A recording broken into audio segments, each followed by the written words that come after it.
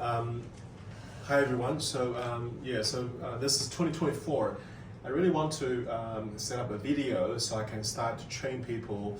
And some people might want to do it DIY, so they want to do video themselves.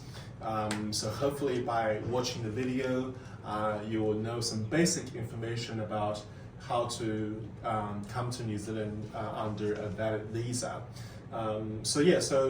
First week of 2024, I'm going to make some more videos this year and upload on YouTube and have a YouTube channel so that you can go on YouTube and search Hawaiian or HR immigration to get the relevant information. But today I want to talk about a few things and then we can move on to our next topic. So our student here want to learn about student visa. So today we're going to talk about student visa, okay?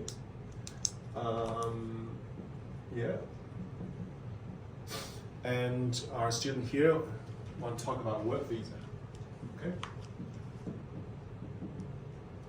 Anyway, just a little bit of background of myself. My name is Hawaiian. I've been here for 22 years in New Zealand since I was 19, so I'm 41 now. And previously in the New Zealand police for 7.5 years. And then doing immigration for almost about just over 8 years. Done a lot of deportation cases, IPT cases. Anyway, so you can search me online. But today we want to first talk about student visa, okay? So student visa, you need to understand two things. One is onshore, okay, which is in New Zealand, and the other one is offshore, okay?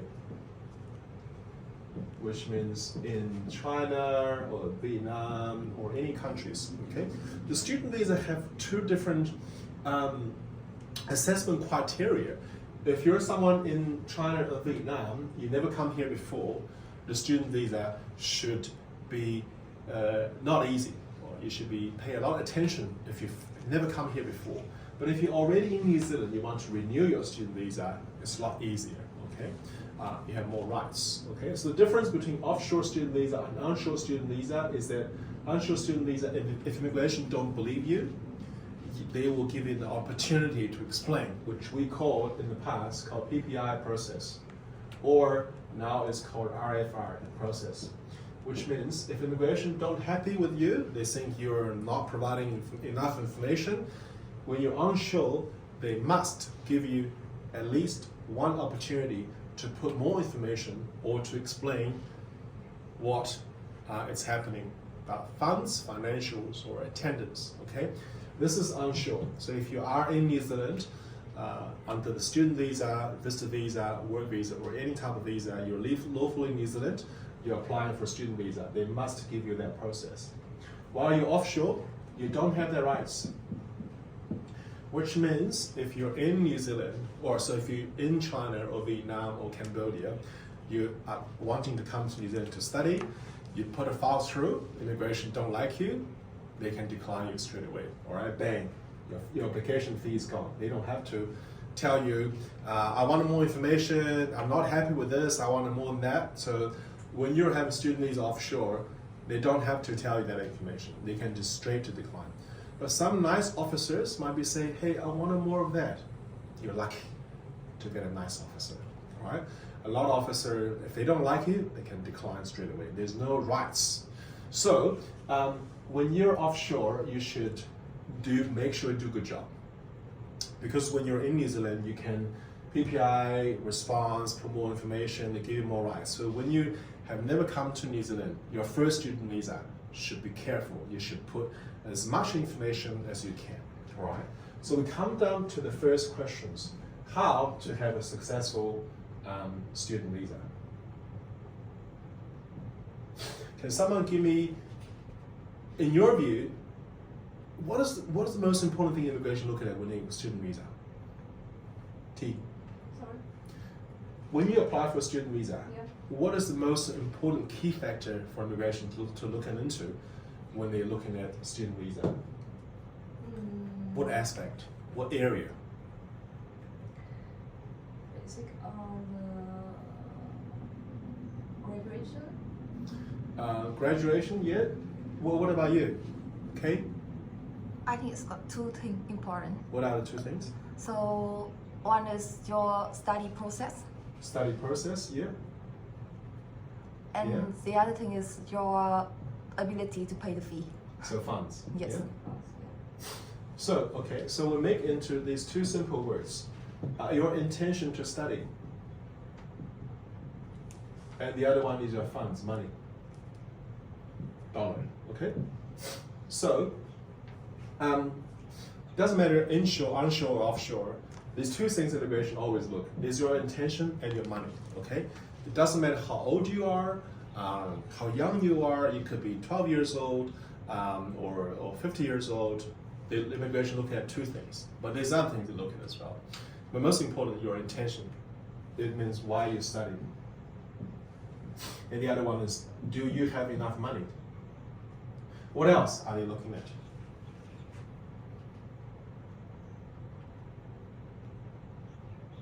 If the student is under the 18 or 17, how are the funds? The parents' funds? Yeah, parents fund. Yeah. Parents have to have enough money. Yes. Yes. What else is immigration looking at? Very important. So personal background. Yeah, but specifically, what else is immigration looking at?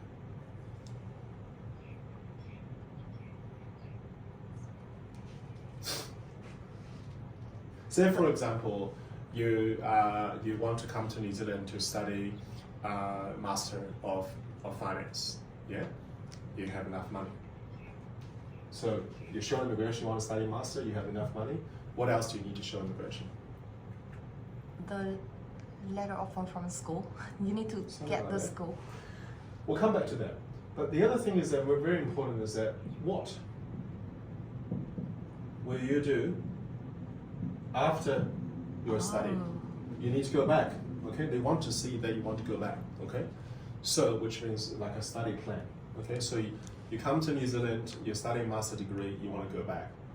Okay, but there are some situations when you don't have to say you want to come back. You know, for example, you come here, your plan is to study year 5, year 6 primary school. You want to study the whole high school.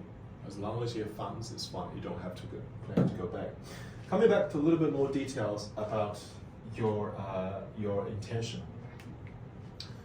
If you're a client, or if you're 12 years old or 10 years old, you want to come here to study at primary school. Yeah, are we going to worry about the intention? Not that much. Not really, yeah. Because if you're very young, you don't need to show immigration. I want to study because, you know, young people want to study. Yes. So, but if you are a 17 years old, or 18, or even 20 years old, and you want to come here to study, do you need to show your intention? Yes. Yeah. Yeah. If you're 35 years old, you want to come here to study, Of do you course. need to show your intention? So as you can see, the intention is impacted by the age, right? The older you are, the more you need to show you have a good reason to study. So if you're a primary school student, you want to come here to study at Auckland Grammar School, Glendowie College, you don't need to worry about the intention. You know, you say your clients want to go to study, is young. All you need to do is focus on the funds from the parents. Yeah? Yes. And also, he passed everything in China. He's not a dumb student. Yeah. But if you are coming back to the age, when you come down to student visa, it really comes down to 0 to 17. Sorry, 5 to 17, because under 5 you can't get a student visa. All right. So 5 years to 17, you don't need to worry about the intention because you want to study anyway. And then it comes down to about 18 to 24, 25-ish, okay? And that's when people choosing bachelor degree in China or Vietnam, choosing to study a master degree, and these people hasn't really worked in China. Okay, there's another age group. It's people that actually graduate from high school, have done a 2 years bachelor degree in China, or done a 1 year, or they've done diploma course. You know, they're not old, but they haven't really worked in China. Another one will be 26 till sort of 35 or even 40. That's the age that when people actually worked a little bit, couple of years, yeah, or even 5 years, they want to change to change to a different category. For example, your client is 28 years old, have IT background from China, and they're now working in the IT program in Huawei, yeah, and for 3 years, and they want to come here to study IT. Okay, so these are the main categories. Then you have the people that like 40 years old want a student visa, and then we won't talk about too much about that. But this is your main clients when you come into a student visa, these 3 categories. These ones, like I said, focus on the funds, money. And the money usually coming from mom and dad. Okay? And the mom and dad is talking about source. So, the key to the student visa is about the source of money. Source of money. Where does the money come from?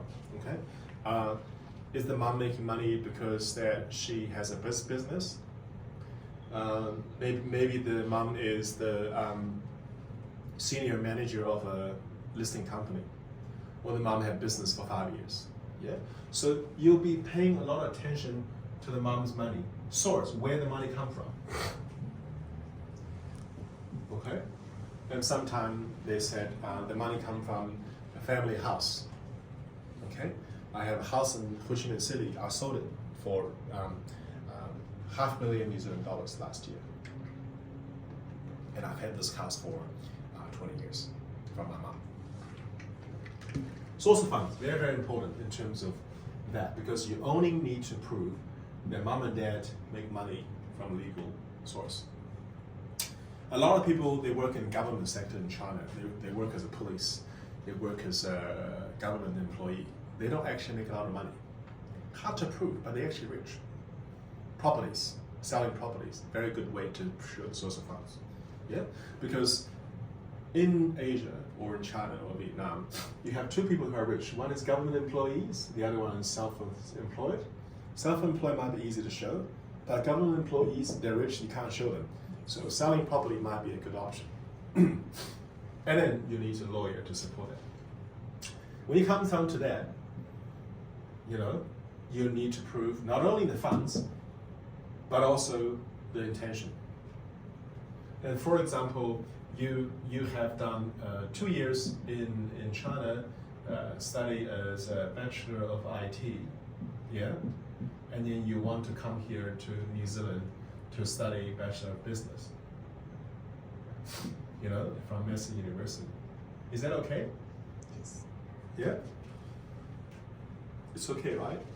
But for example, if you have graduated from China as IT and you want to come here to study a Master of IT, is that okay? Yes. Yeah? Okay.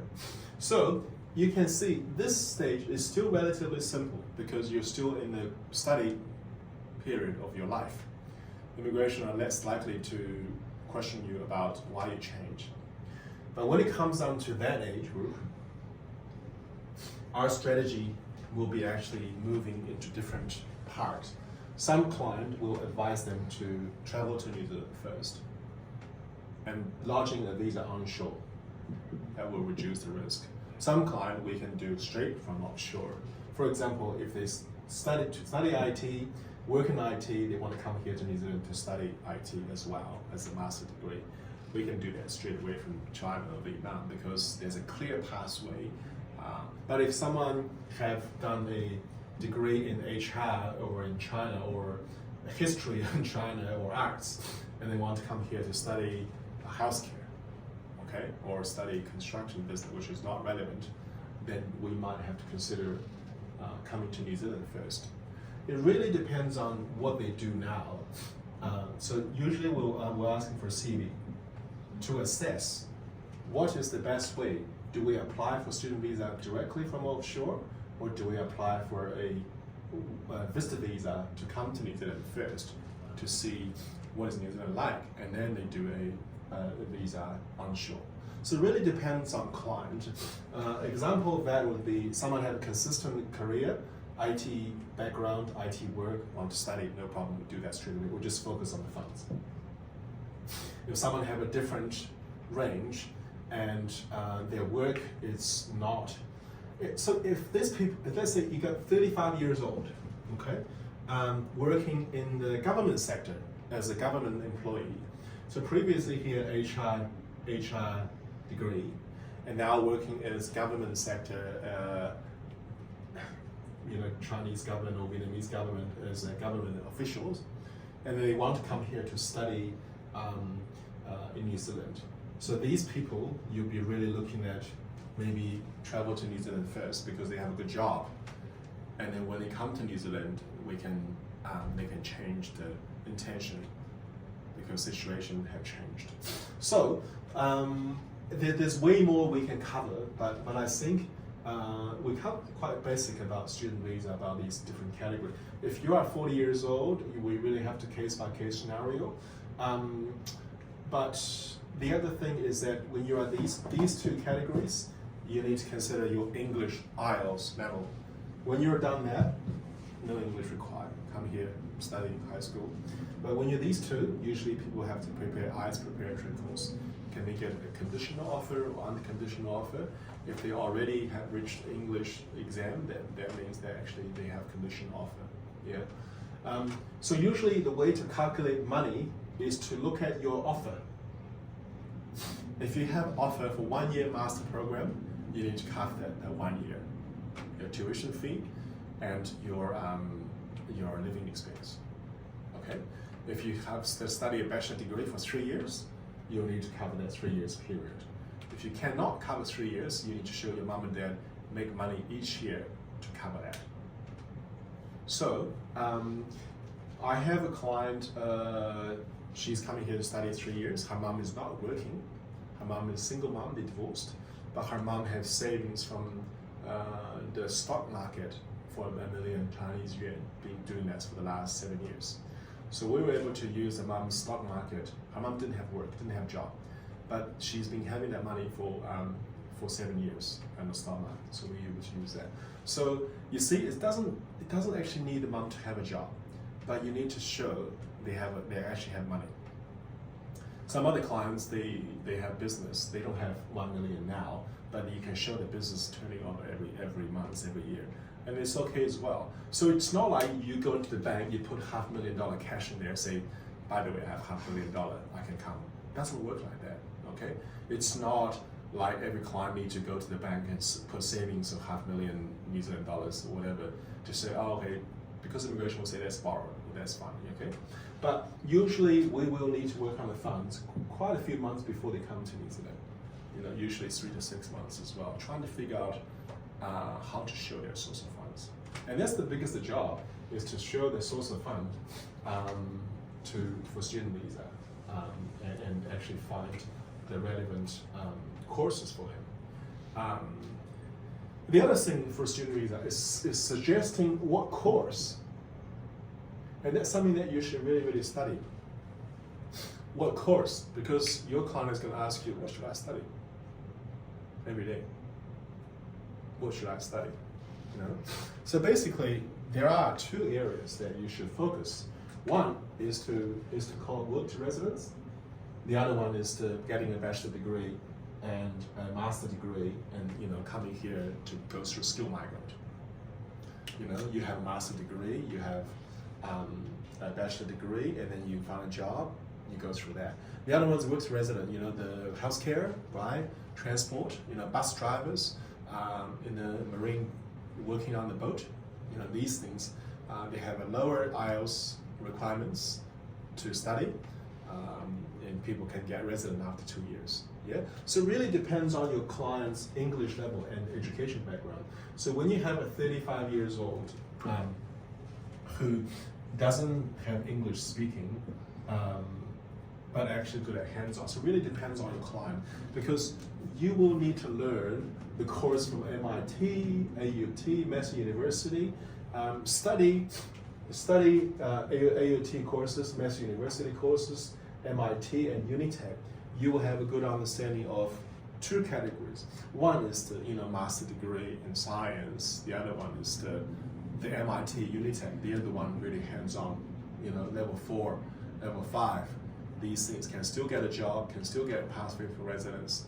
So when it comes to student visa, the intention, the funds, and what to study, right? I talk about what to study because your client don't want to study here something for 3 years and then they can't get resident. They'll be getting disappointed. Why did you tell me to study business? I don't get anything out of this. So it's really coming down to your knowledge of New Zealand education industry. So I have a client coming this morning. He's already on the work visa for 3 years, working as a labor. And I told him that he should consider study part-time in the marine so that he could be working on the ferry. These things that he could potentially get residence or bus driver or these things. So, and he's obviously not going to get master degree because not everyone is master degree type of things or bachelor from Auckland University or bachelor of VES or these things, So you have two type of clients. One is educated and smart. The other one is good hands-on. So these two, you offer a different solution to them. But if you look at MIT courses, MIT AUT, these are the hands-on, and maybe Eastern Polytech and WITT. These Polytech, they offer a lower skill job. AUT, Auckland University, Massey will offer you a higher job. So it really comes down to, when you look at the CV of this client, okay, well, this person I should recommend them to study at Massey University. And the other one have got a diploma in China. You can see you can't study a master degree, right? So you offer them to the lower ones, then they can consider that. So your job is to advise what program they should study, and obviously looking into the funds, looking into the intention to study, their mom and dad's money. So not an easy job, student visa, everyone thinks it's easy. It's actually not very easy. And a lot of people choose the wrong program. They study for 3 years and be like, I need to study again. How many of these clients come to you, I've just done a degree, I still found a job, and what should I do? Many of these people need to. So hopefully I'll give you some background of the student visa. Yeah? So thank you very much, and we'll come back to the next question.